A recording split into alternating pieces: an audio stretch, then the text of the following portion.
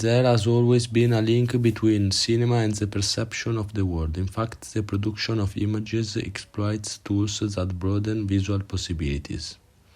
We begin by realizing that cinema goes far beyond a language, becoming an extension of our visual capacity. Instruments such as telescopes and periscopes are compared to the apparatus of cinema. Despite the technical complexity of their operation, learning to watch a film is like learning to use a periscope. Initially disorientating, it quickly becomes a smooth mechanism for transporting reality. Cinema, with its automatism, transfers a three-dimensional world into a flat image, which becomes an extension of true perception. Thus, cinema is above all a representation of visual life itself. Cinema, with its dual nature of not reporting the real but being linked to it, can also raise questions about seeing, allowing us to reflect on the process as we live it. It can play with the relationship between stimuli and visual images, as the experimental films of J.J. Murphy and Paul Scharitz. It can play with the relationship between imperceptual fields and solidified images, as the work of Michael Snow.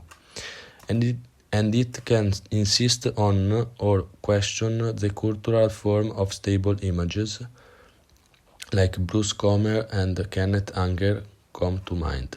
If we consider constant adaptation as a reading code, most of visual life involves cultural codes.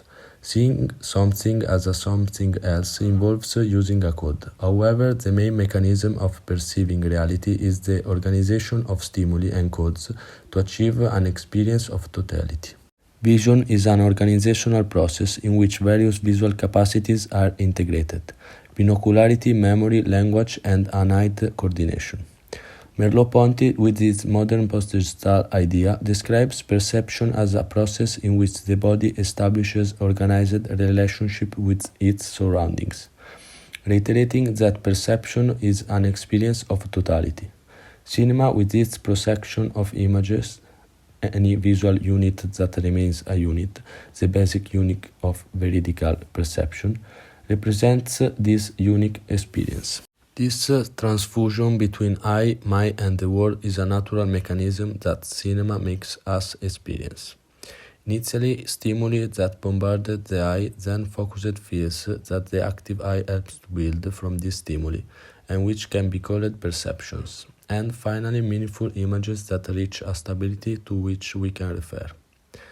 The distance between the stimulus and the image requires a transfusion that we can think in terms of psychic labor.